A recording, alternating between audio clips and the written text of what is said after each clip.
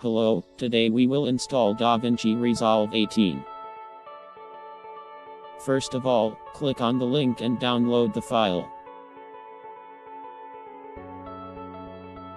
Don't forget to turn off the antivirus.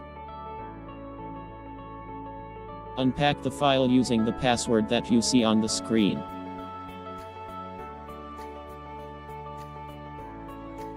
Now open the file and wait for the installation.